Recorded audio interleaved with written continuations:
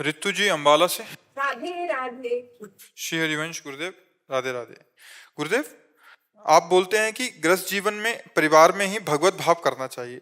हम वैसा ही करने का प्रयास करते हैं, परंतु कई बार बच्चे कहना नहीं मानते, उनकी पिटाई कर दी जाती है और बाद में दुख होता है कि हम तो आपके बच्चों में आपको प्रभु आपको देखते हैं, आपकी ही पिटाई कर दिया। और देखो, अभी क्या प्रारंभिक है, अभी कोई भाव सिद्ध तो हुआ नहीं है।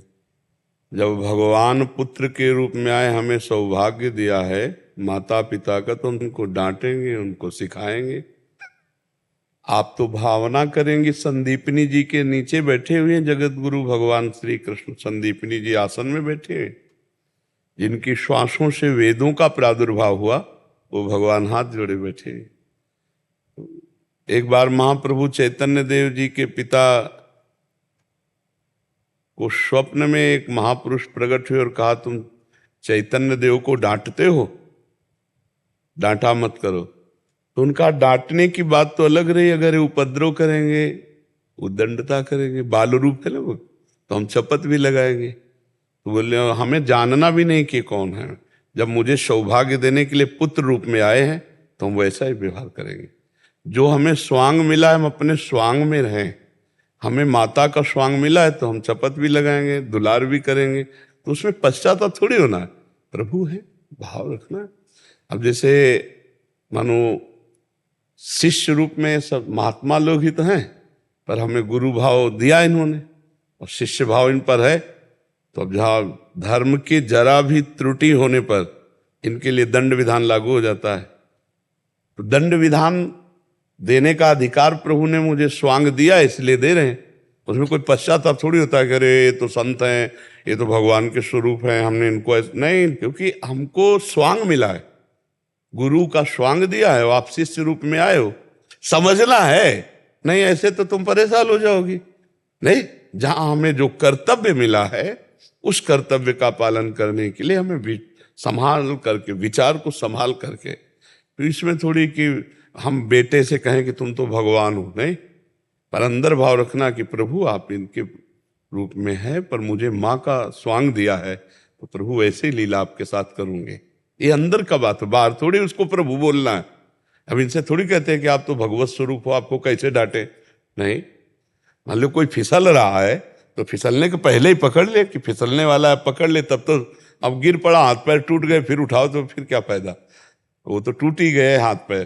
तो ऐसे ही साधक को देखा जाता है कि जरा सा फिसलन हुई, तो ऐसे माता पिता अपने पुत्र, अपने परिवार, अपने समाज, हर जगह तो हम भगवत भाव करेंगे। लेकिन हमको क्या भाव मिला ये भी तो देखना है। मान लो टीचर है, अब विद्यार्थी को हे भगवान, तो फिर कैसे बने। नहीं, जरूरत पड़ी तो एक डांट लगाई, भाई आपको ये काम दिया था, इसे पूरा क्यों नहीं किया। ऐसे ही हर जगह मरीज है और उसकी जरूरत है कि ऑपरेशन करना है, तो भगवान उसमें है, पर चीरा लगाया जाएगा, बेहोशी का इंजेक्शन दिया जाएगा, दवा दी जाएगी। ऐसे ही हमको पूरा स्वांग करना है। हमें जो रोल मिला है वो हम परफेक्ट निभाएं। अगर हम चूक करेंगे तो भगवत भाव ही नहीं रह पाएगा, नहीं रह पाएगा। तो हमें चूक नहीं करना, हमें जो स्वांग मिला है, जो रोल मिला है, वैसे पूरा निर्वाह करना है। नारायण कुमार जी, राधे राधे। महाराज जी, आपके चरणों में कोटि कोटि नमन। प्रभु, इन सभी युगों की, सतयुग, त्रेता, द्वापर, कलयुग अपनी महिमा है और सभी युगों में इतना पाप नहीं होता था। हम इस कलयुग में कैसे बचें? तुम थे क्या? किसका प्रश्न है? जब राम जी त्रेता युग में अवतरित हुए ना, तो ऋषियों को जैसे कोई मुर्गे की हड्डी खा खा के नहीं रख देते, ऐसे ऋषियों की हड्डी के ढेर थे।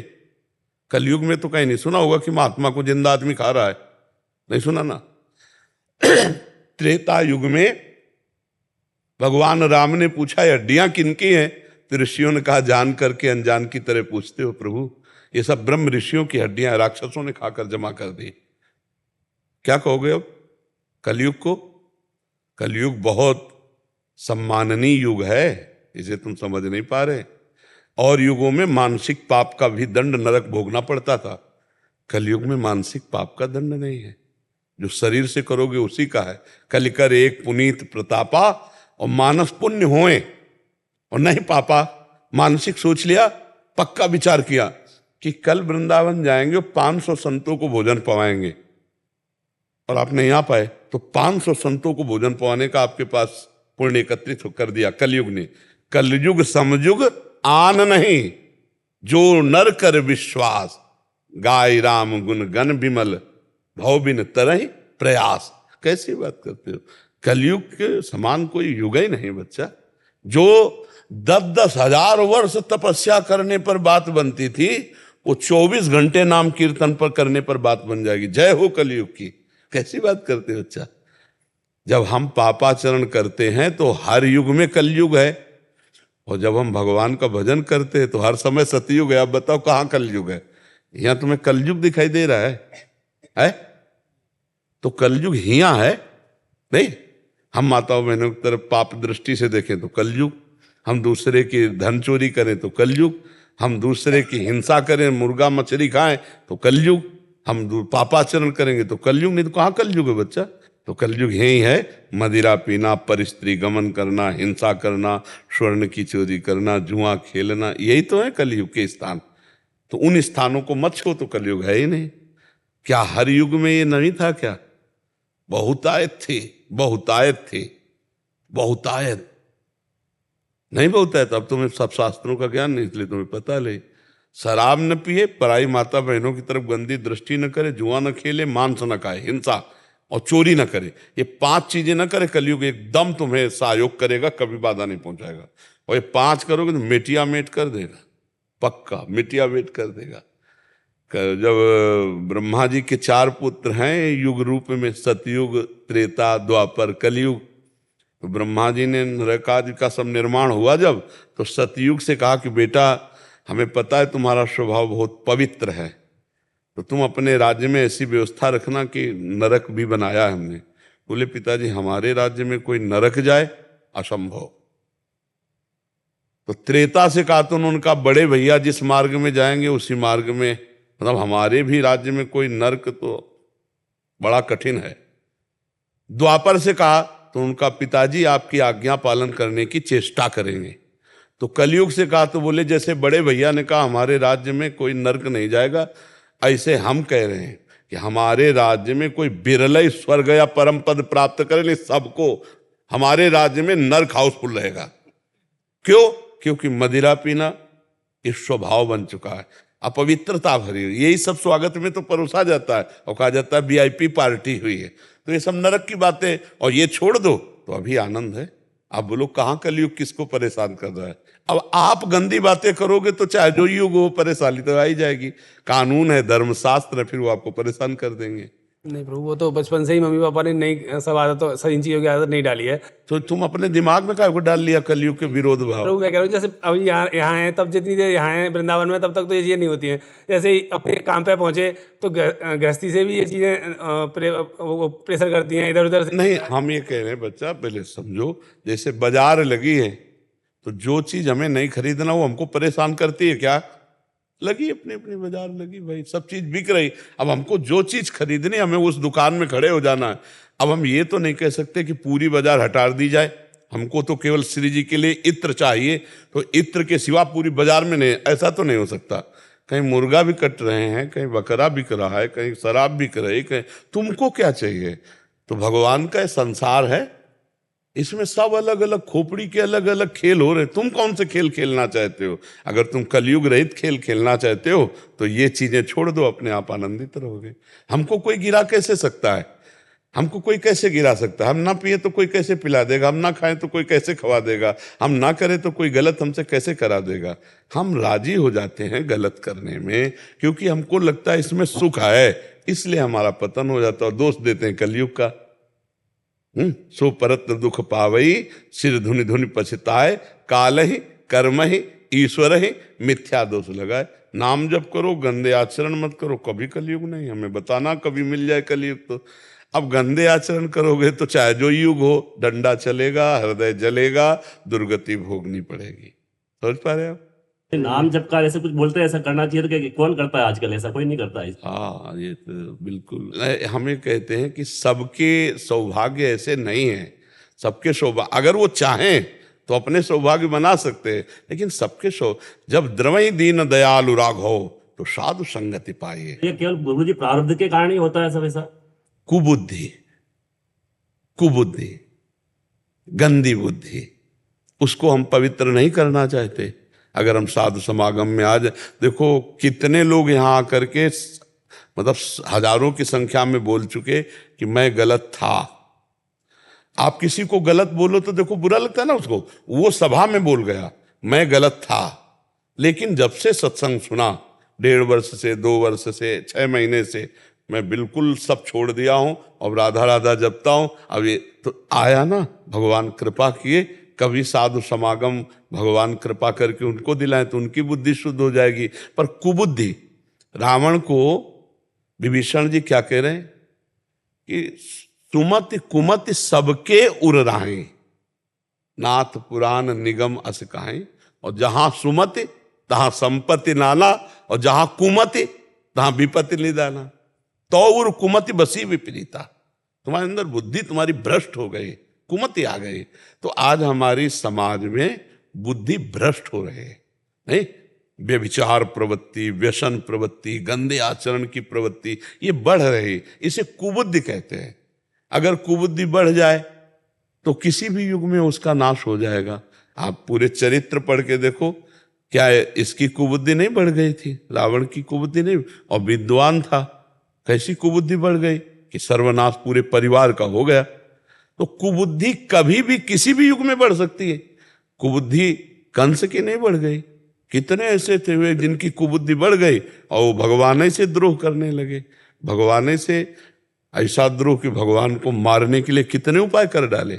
अब कुबुद्धि ही तो है, अब सुबुद्धि हो जाए तो भक्ति बन जाए, और कुबुद्धि हो गई तो वही राक्षस कहा गया, वही दैत्य कहा गया। तो इस समय क्या, जब तक हमें शास्त्र स्वाध्याय नहीं होगा, सत्संग नहीं होगा, तो कुबुद्धि तो बढ़ती चली जाएगी ना। सबके अंदर दोनों है।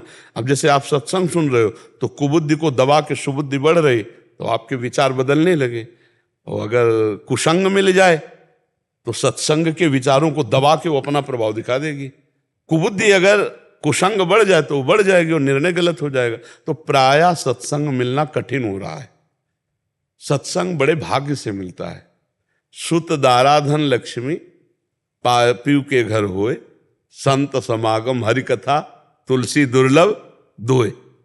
भगवान के भक्तों का संग करना, भगवान की कथा नाम जप, ये दुर्लभ बातें हैं। पाप तो रुपया पैसा पुत्र परिवार, ये तो घोर पापियों के पास भी है। तो बुद्धि शुद्ध होना कठिन बात है। ये सारा खेल बुद्धि का है। जब हमारी बुद्धि भगवान से विमुख होगी तो ऐसे ही आचरण करेगी। भगवद विमुख बुद्धि कभी सत्कर्म का विचार नहीं करती, वो असत चेष्टाएं करती है। हमें तो बड़ा लगता है कि लोगों के हृदय कितने कठोर हो गए हैं। मान लो किसी माता बहन के फिर ऐसे मार देना, या उनके आभूषण आदि, अब अपने कहीं काट के देखो जरा से कैसा लगता है ऐसे। अब ऐसे पकड़ा खींचा चैन, मुंह भरा गिरी, कितना घसीटते हुए जा रहे, मतलब क्या क्या, ये कितना हृदय कठोर हो गया, कितनी कुबुद्धि आ गई। थोड़ी भी दया नहीं कि अगर ये इसकी जगह मेरी बहन होती, ये भी तो किसी की बहन है, अगर मेरी माँ होती इसके, पर वो विचार ही नहीं है। कुबुद्धि में विचार नहीं होते, सुबुद्धि में विचार होते हैं। कुबुद्धि में जो विचार भी होते हैं वो गंदे ही होते हैं। बोले गंदे विचार वाला आदमी है, उसके विचार जो होते हैं वो कुबुद्धि के द्वारा दिए हुए हैं। अब भगवान कृपा करे, सत्संग मिले, नाम जप करे तो बुद्धि पवित्र हो। बुद्धि पवित्र हो तो उसके विचार पवित्र हो, उसके आचरण पवित्र हो। तो हमारे समाज में जो कुविचार बढ़ते चले जा रहे हैं, इन्हीं को ठीक करना लक्ष्य है। ये जो सत्संग होता है, एकांतिक होता है, जो संत महात्मा जन प्रवचन करते हैं, उसका उद्देश्य यही है। अगर धन आदि का उद्देश्य न रखा जाए, वैसे केवल समाज हित के लिए किया जाए, तो ये निश्चित समाज का परिवर्तन करती है, समाज को सुबुद्धि प्रदान करती है। जी। स्वामी हरिहरानंद जी महाराज, महाराज जी चरणों में प्रणाम। महाराज जी, साक्षी भाव का ज्ञान होने पर भक्ति श्रेष्ठ है या पहले भक्ति में पर ज्ञान श्रेष्ठ है? उपासक की रुचि विशेषता इसमें काम करेगी। एक दूसरे को लघु या श्रेष्ठ का विषय नहीं है। स्थूल शरीर, सूक्ष्म शरीर, कारण शरीर, इनको गुरु प्रताप से वेदांत के द्वारा पवित्र की हुई बुद्धि के द्वारा तीनों का राग त्याग दे, अपने स्वरूप में स्थित होने के लिए साक्षी भाव से वो तीनों को पहले बाधित करता रहता है। स्थूल की क्रियाएं, सूक्ष्म का चिंतन और स्वभाव के प्रभाव, सतोगुणी, रजोगुणी, तमोगुणी, ये तीनों मेरे नहीं हैं, इसका वो साक्षी दृष्टा मात्र है। अब इस भाव से धीरे धीरे धीरे धीरे चिंतन शून्य हो जाना, तो जो बचा वो अपना स्वरूप बचा।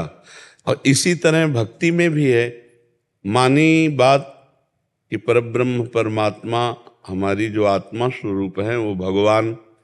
अब उनका नाम रूप लीला गुण चिंतन करते हुए इसमें तदात्म भाव से चिंतन, इसमें साक्षी भाव नहीं होता, भक्ति में साक्षी भाव नहीं होता, इसमें तदात्म भाव होता है।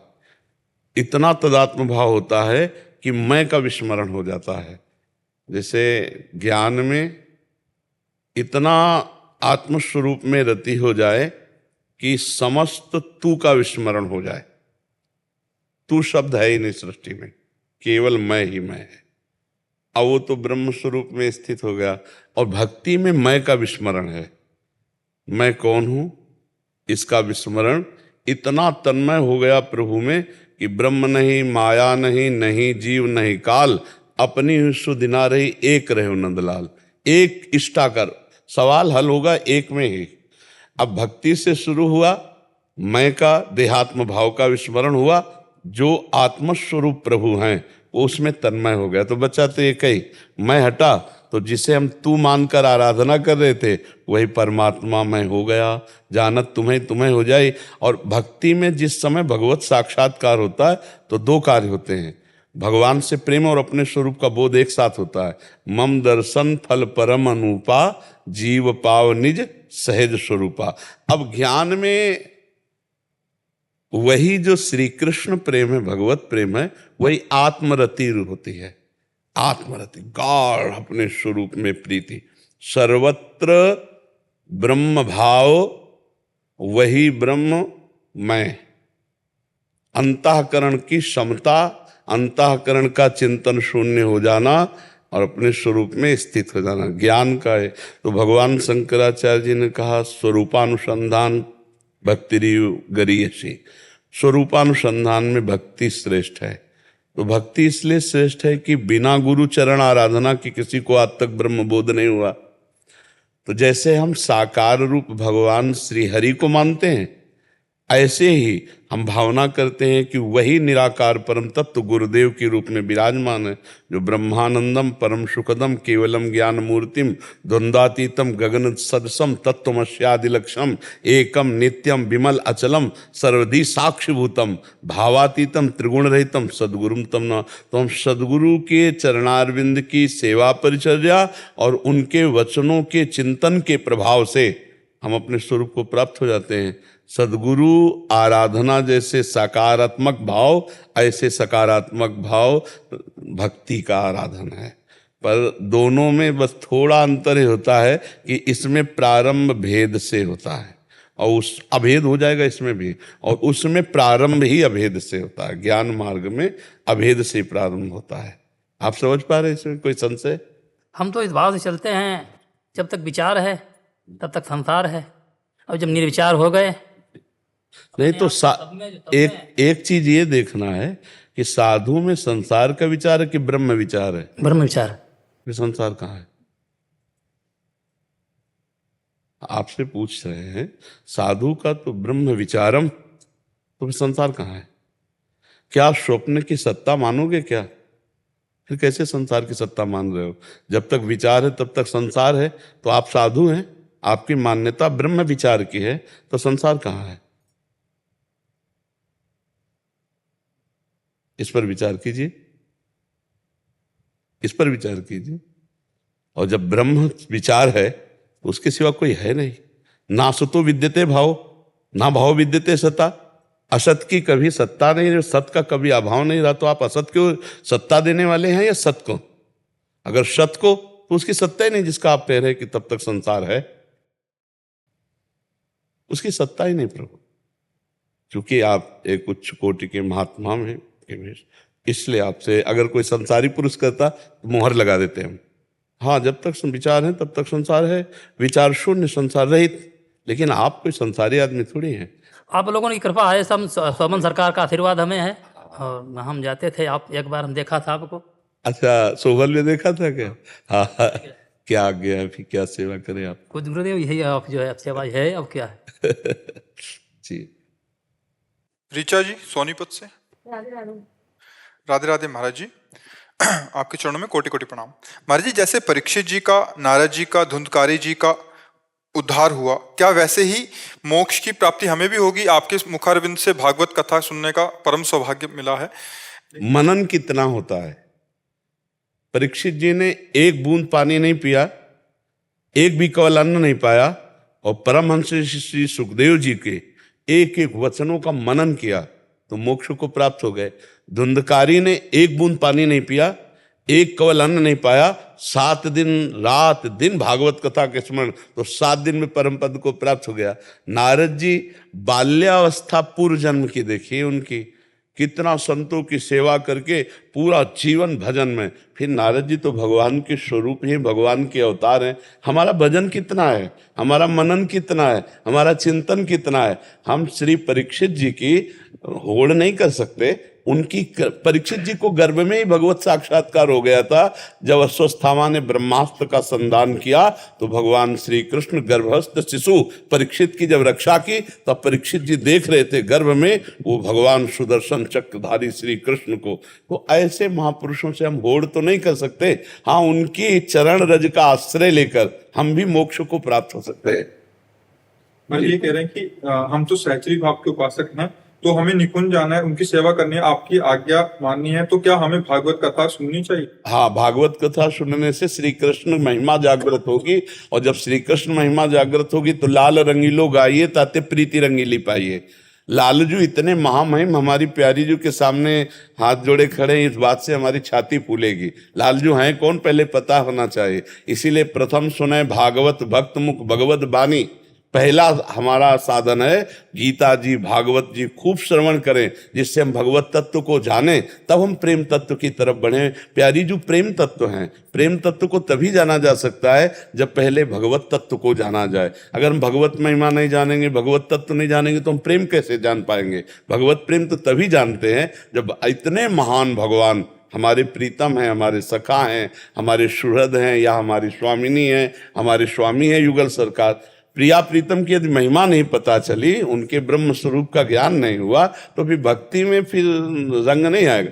ज्ञान के बाद जो विस्मरण है मैं और सबका, केवल मेरे प्रीतम, वो रसमय है। पहले द्वैत से अद्वैत और अद्वैत का प्रेमाद्वैत, ये भक्ति का स्वरूप है। ज्ञानी द्वैत से अद्वैत में स्थित होकर मोक्ष को प्राप्त हो जाता है, पर प्रेमी यहाँ टिकता नहीं है। वो प्रेम भाव को स्वीकार करने के कारण द्वैत से शुद्ध अद्वैत और अद्वैत से उसी में खेलना। रसो या परमानंद एक एव द्विधा सदा, श्री राधा कृष्ण रूपाभ्यम तस्मै तस्मै नमो नमः।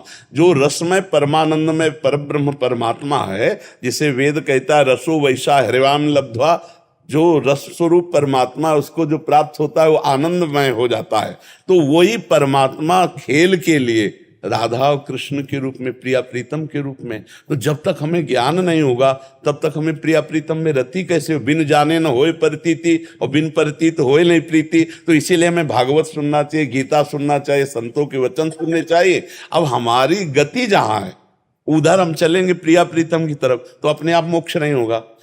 थोड़ा भी द्वैत स्वीकार करने वाले का मोक्ष नहीं होता, थोड़ा भी किंचन मात्र मोक्ष। तो प्रेमी जन मोक्ष ना प्राप्त करके भगवान के प्रेम को और भगवान के धाम सेवा आदि को प्राप्त करते हैं। और ज्ञानी जन किंचन मात्र द्वैत है ही नहीं, तो स्वीकार क्या करे? वो अद्वैत स्थिति को प्राप्त अपने स्वरूप में मुक्त हो गया। क्योंकि मुक्त था, मुक्त है, मुक्त रहेगा, केवल माना हुआ उसका जो बंधन है। जैसे महाराज जी कह रहे थे, विचार, जब तक विचार हैं तब तक जीवत तो है, तब तक जगत है। वो तो आपके लिए उत्तर दिया था, जैसे लौकिक विचार। तो जब तक विचार हैं और संसार का अस्तित्व तो है, तब तक जीवत तो है। जीवत तो है तो फिर संसारी है, वो कहाँ मुक्त कहाँ हो सकता है? तो इन्हीं विचारों को भगवद विचार में, इन्हीं विचारों को परमात्मा स्वरूप करने के लिए हम निरंतर नाम जप करें, भगवत लीला सुने, भगवत लीला कथा का गायन करें, भगवान की सेवा करें, गुरुजनों की सेवा करें, संतजनों की सेवा करें, माता पिता परिवार सास ससुर सबको भगवान का स्वरूप मान के सेवा करें, मुक्त हो जाएगा, वो भगवत स्वरूप हो जाएगा। अगर हम प्रपंच करेंगे, इधर उधर की बात करेंगे, पापाचरण करेंगे तो हृदय मलिन रहेगा, फिर हमको हमारी दुर्गति हो जाएगी। ये बात है, तो हमें खूब सुनना चाहिए। सेवकवाणी में लिखा है, श्री सुखमुख जो वचन सुनावो, तब श्री हरिवंश सुनाम कहाओ, मन सुमिरन बिसरे नहीं। हाँ, हर समय नाम सुमिरन करते रहे, भगवत कथा, ये तो हमारा जीवन है जी। निशु वर्मा मेरठ से। राधे राधे महाराज। महाराज जी आपके चरणों में कोटि कोटि प्रणाम। महाराज जी आपके श्रीमुख से सुना है कि निरंतर नाम जप के लिए हम व्यवहार में किसी से बात करते हुए उसके चेहरे पर नाम जप या नाम लिखने का प्रयास करें। श्री जी कृपा से हम प्रयास तो करते हैं, परंतु किसी गूढ़ बात पर चर्चा करते हैं तो नाम छूट जाता है, और नाम लिखने और देखने का प्रयास करते हैं तो उस बात को हम समझ नहीं पाते। महाराज जी हाँ इसका चलो, अभ्यास कैसे पुष्ट इसको अगर उस किसका प्रश्न है, अगर उस समय हम भूल जाते हैं तो उस समय हम चर्चा क्या करते होते हैं, ये ध्यान देने का विषय है। यानी जैसे व्यापार में कोई चर्चा चलती रहती है उसकी। हाँ, व्यापार में तो जब तक हम अपने नाम जो जप कर रहे हैं या प्रभु का जो चिंतन कर रहे हैं, जो आप बताए, उससे बढ़कर कोई लाभ प्राप्ति की बात होगी तो ही भूल जाओगे, नहीं भूलोगे। आप हमारी बात पर भी ध्यान दीजिए। जब हम प्रभु से बढ़कर किसी को देखते हैं, व्यक्ति को, वस्तु को, स्थान को, तभी तो भूल गए। उससे बड़ा कोई आया, उससे बड़ा स्वाद आया, तभी तो भूल गए। मान लो हम भोजन में भूल गए प्रभु को, तो भोजन बड़ा हुआ प्रभु से। तुम्हारे हृदय में अभी भोजन का महत्व अधिक है, तभी भूल गए प्रभु को। रुपया को देखा, प्रभु को भूल गए, तो प्रभु का महत्व कम हो गया, रुपया का अधिक हो गया। जब त्रिभुवन की राज्य लक्ष्मी देने पर आधे पल के लिए भी प्रभु को ना भूले, उसे माँ भागवत कहते हैं, उसे भक्तजन कहते हैं, त्रिभुवन की राज्य लक्ष्मी। तो जब हम व्यापार की बात करें तो अंदर हमारे एक चिंतन है कि सबसे बड़े महत्व महिमा श्री भगवान के स्मरण की है, तो हम स्मरण नहीं कर पा रहे, पर अंदर ही अंदर हमारे दिमाग में जो छाया हुआ उसे भजन कहते हैं, उसे सूक्ष्म स्मृति कहते हैं। जैसे अभी आपको 10 मिनट में मथुरा पहुंचना है, अब आपसे कितने प्यार की बात करें, भगवान की बात करें, लेकिन अंदर अंदर जो आपकी घसीटन होगी मथुरा की तरफ, कब छोड़ें महाराज, मैं भागूं, कहीं हमारी ट्रेन न छूट जाए, ऐसे ऐसे भक्त का भजन होता है। जैसे 4 सखियां ब्रजवासिनी मटके के ऊपर मटका रख करके चलती हैं, बात करती हैं, एक हाथ में रस्सी बाल्टी है, और ऐसे अगर जरा से हिल जाए तो पूरा मटका नीचे आ जाएगा। तो रसखान गोविंद ने यूं भजिए जो नागरी को चित्त गागर में, वो बात कर रही, हंस रही, चल रही, लेकिन उसकी पूरी आंतरिक चित्तवृत्ति एकदम अलर्ट, सावधान। अगर खोपड़ी का जरा सा बैलेंस बिगड़ा तो सब मटकी नीचे आ जाएंगी। जैसे ड्राइवर गाड़ी चलाते हुए, बड़ा गूढ़ विषय गाड़ी चलाना है, अगर चूक गया तो खुद मरा, दूसरे को मार दिया। बात करता है, हंसता है, हो सकता है व्यसन करता हो तो बीड़ी भी पीता जा रहा है, लेकिन उसकी आंतरिक और बाह्य दृष्टि केवल अपने लक्ष्य पे है। ऐसे ही हम व्यापार करते हुए भी, युद्ध करते हुए भी, किसानी करते हुए भी हर समय भगवत भजन कर सकते हैं। माम निस्मर युद्ध च, भजन का मतलब समझते हो, आंतरिक महत्व बुद्धि। अगर आंतरिक महत्व बुद्धि भगवान और परमात्मा में है तो हम हर समय बात करते हुए भी उसी में स्थित हैं। हम चलते फिरते, खाते पीते, सोते जागते, हर समय परमात्मा में स्थित हैं। उस समय आपका महत्व व्यापार में हो गया पूरा का पूरा। तो आंतरिक की स्थिति में एक जलन होती कि नहीं कि भगवत विस्मरण हुआ, बाद में होती। तो वर्तमान में होना अगर शुरू हो जाते, स्मरण अभ्यास करते रहो, जब वर्तमान में कि छूटने ना पावे, तो हम बात भी करते रहेंगे, हमारा स्मरण भी चलता रहेगा। जैसे हम आपसे बात कर रहे हैं, लेकिन हमारा दिमाग जो है पूरा वो अपने लक्ष्य पे है, तो लक्ष्य की बात कर रहे हैं। लेकिन अगर हमें व्यापार संसार की बात करनी पड़े तो भी अंतर नहीं होगा, क्योंकि पूरा अगर हमारा प्रवचन ये सुना हो जो आप कह रहे हैं अभ्यास की बात, उसमें पूरा कि जब कभी आपके पास कोई ग्राहक आवे या कोई व्यक्ति आवे तो सबसे पहले उसमें भगवत भावना कीजिए। सुना है आपने कभी? अगर सत्संग सुनते हो तो ये सुनने को मिला होगा। मान लो ग्राहक आया तो भगवान मेरे ग्राहक के रूप में है, तो पहला हम कुछ नहीं कर रहे, प्रणाम नहीं कर रहे कुछ, लेकिन पहली दृष्टि में आया कि श्री भगवान इस रूप में, अब हम आधा घंटा उससे बात कर रहे हैं व्यापार के विषय में। इसके बाद वो चला जाता है, हमारा एक बार भी नाम जप नहीं हुआ और उस समय को हमने प्रभु के चरणों में समर्पित कर दिया। ये भजन है, ये कर्म योग है, ये कर्म समर्पण हो गया, तो वो भी भगवान की ही प्राप्ति करवाएगा। अच्छा महाराज जी, जैसे थोड़ी बहुत देर मतलब नाम नहीं चलता, जैसे वो व्यक्ति गया उसके बाद मन में ये विचार आता है कि भजन तो छूट गया, लेकिन यहाँ तक की चर्चा श्री जी के बस हो गया, हो गया, वो हो गया, वो हाँ, वो भगवत समर्पित समय हो गया। और उसका फल इसी जन्म में भी आपको देखने को मिलेगा कि हर परिस्थिति में आपका भगवत विस्मरण नहीं होगा। काम ही नारी प्यारी जिमी, लोभी जिम प्रिय दाम, वो जपता थोड़ी है। काम ही नारी, अंदर का विषय, काम ही नारी प्यारी जिम, लोभी जिम प्रिय दाम, तिमि रघुनाथ निरंतर, प्रिय लागो मोहि राम। अंदर ही अंदर ये प्रीति का वो आ जाएगा। कर्म समर्पण से हृदय पवित्र होगा और एक तार चिंतन चलता है। जैसे कहते हैं कि भगवान का चिंतन छूट जाता है। तुमने भगवान को महत्व नहीं दिया, तुमने प्रभु का महत्व नहीं रखा, इसीलिए छूट गया। नहीं, कैसे छूट सकता है? और भगवान के लिए कहा गया, त्रिभुवन की राज्य लक्ष्मी देने पर भी जो आधे पल के लिए भगवान को न भूले वो भक्त। इसका मतलब अभी राम नाम की कीमत, कृष्ण नाम की कीमत, राधा नाम की कीमत हम नहीं समझ पाए, इसलिए चंद रुपए, चंद भोग, चंद लाभ के लिए हम छोड़ देते। हम एक बार बोला राधा, अब इसकी कीमत क्या? एक बार बोला राम, इसकी कीमत क्या है?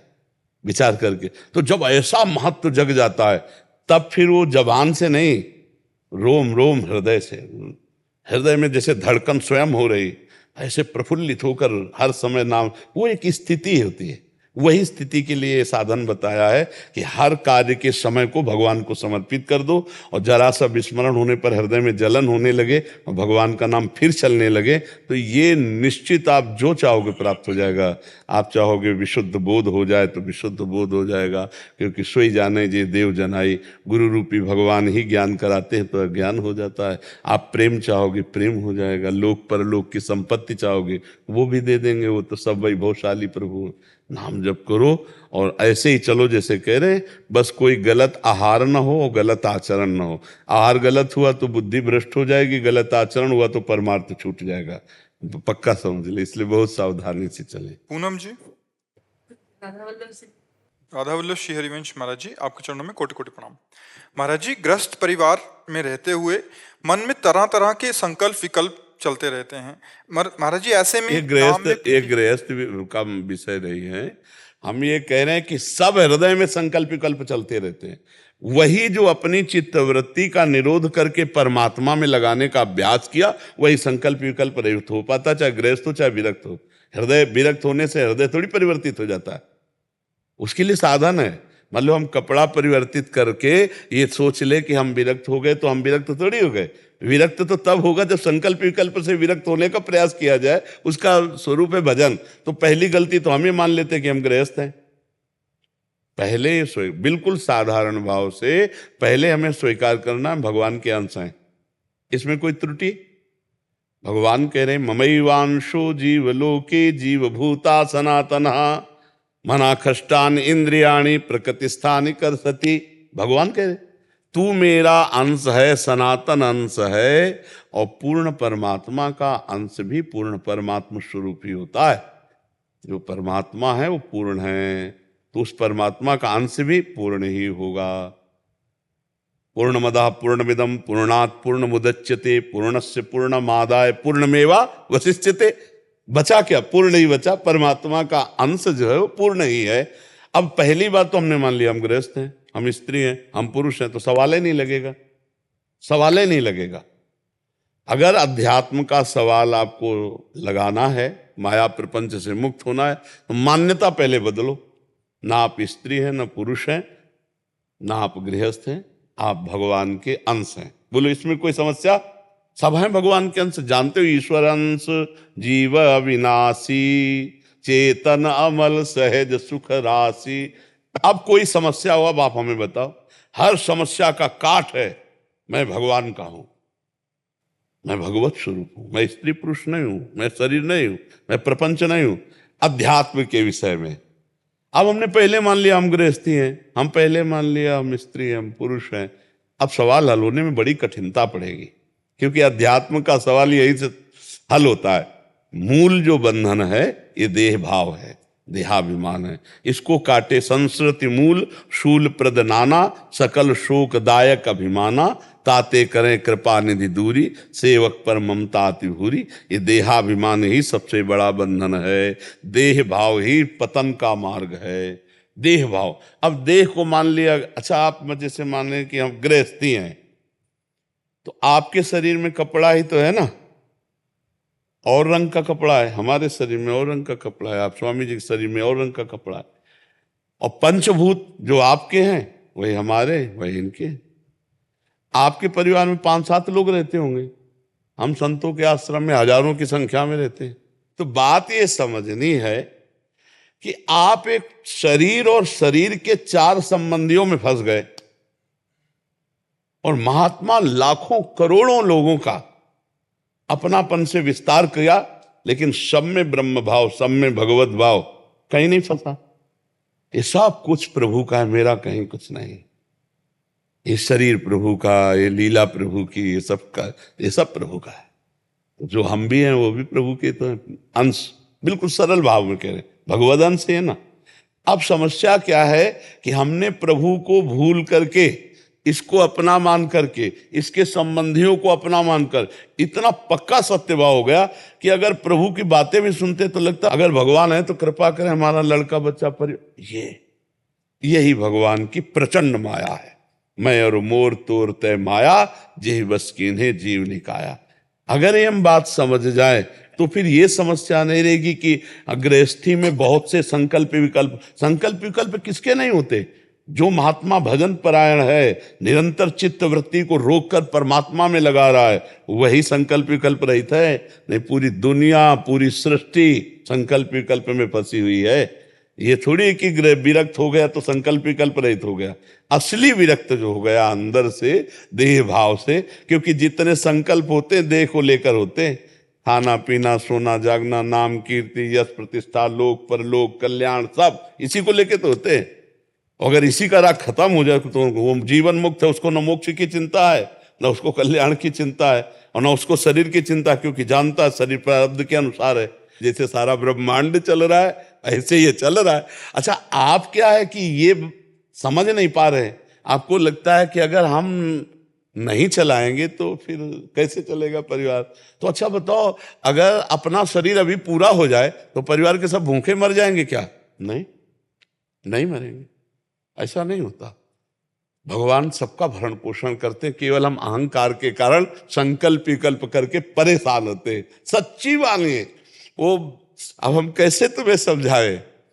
जैसे एक ट्रेन में आदमी दौड़ रहा था डिब्बे में, तो एक आदमी ने पूछा, भैया काहे को दौड़ रहे हो? तो उसे कहा, हमको अमुक स्टेशन जल्दी पहुंचना है। अरे बोले, ट्रेन चल रही, तू बैठ जा, ट्रेन चल रही, तू शांत बैठ जा। ऐसे यंत्रारूढ़ान मम माया, भगवान की माया के यंत्र में आरूढ़ यह आप नाच रहे, आपको समझ में नहीं आ रहा। उमादार जोशित की नाई, सबई नचावत राम गोसाई है।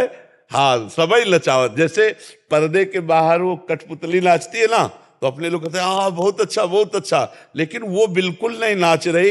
पर्दे के पीछे वो अंगुलियां किसी और की चल रही है, नहीं चल रही। ऐसे यंत्रारूढ़ान मम माया, सब यंत्र में आरूढ़ की तरह सब भागा घूम रहा है पूरा संसार। किससे? भगवान की माया रूपी यंत्र में। उन्हीं भगवान की शरण में हो जाओ तो संकल्प विकल्प बंद हो जाएंगे। नाम जप करने लगो, भगवान का चिंतन करो। भगवान के लिए गृहस्थ विरक्त का भेद नहीं। सब मम प्रिय सब मम उपजाए, भगवान नहीं कहते? एक जगह कहा, सब पर मोरी बराबर दाया, सब पर मैं बराबर। लेकिन अब जो भगवान का भजन करेगा वो भगवदानंद को प्राप्त होगा, जो विषयों का संकल्प विकल्प करेगा वो दुर्गति को प्राप्त होगा। भगवान की दृष्टि में समूहम सर्वभूतेषु, वो बराबर सबसे प्यार करते हैं। तो समझ में आया किसका प्रश्न था? हाँ, तो गृहस्थी विरक्ति का भगवान की दृष्टि में भेद नहीं, वो तो अपने लोग माने बैठे हैं, इसीलिए है। बड़ा विचित्र खेल है। खूब नाम जप करो, जितना बन जाए उसी में आनंद है। कवरदारी विठ्ठल श्री ज्ञानदेव तुकाराम पंढरीनाथ भगवान की जय, माऊली ज्ञानेश्वर महाराज की जय। हाँ, बैठो बैठो बैठो, 1 मिनट बैठो। बहुत सुख मिला। लाओ सबको सफेद वस्त्र धारण कर सबको दे। खूब नाम, निरंतर नाम, कभी कीर्तन नाम, कभी सुमिरन नाम, कभी ध्यान का नाम। नाम बल से ही श्री तुकाराम जी महाराज सदैव परम धाम गए। नाम का प्रताप देखो।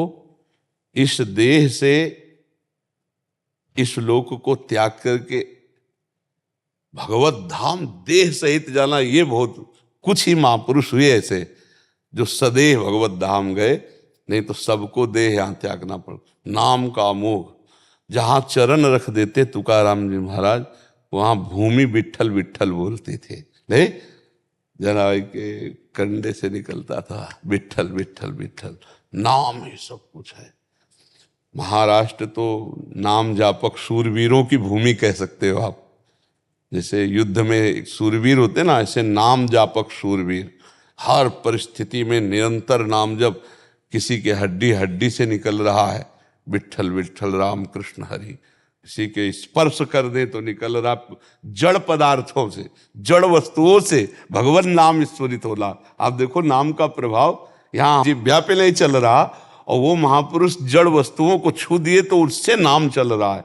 नाम, धन्य है उनका जीवन जो नाम में अपने जीवन को समर्पित कर दिए।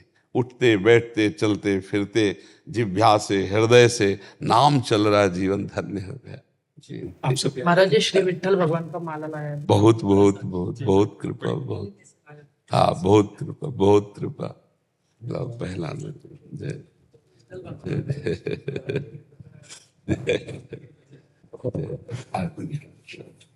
पुंडलीक वरदारी विठ्ठल श्री ज्ञानदेव तुकाराम पंढरीनाथ भगवान की जय। राधे राधे। सब भक्तों की बराबर।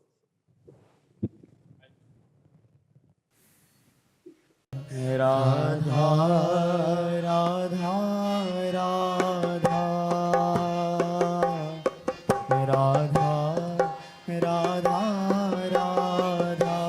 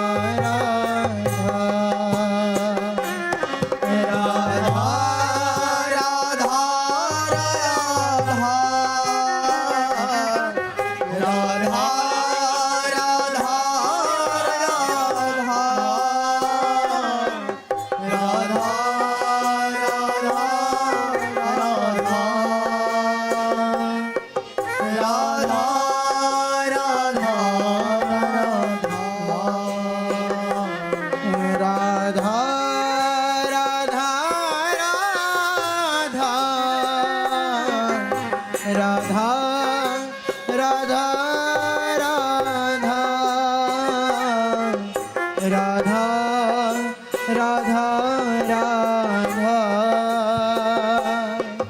राधा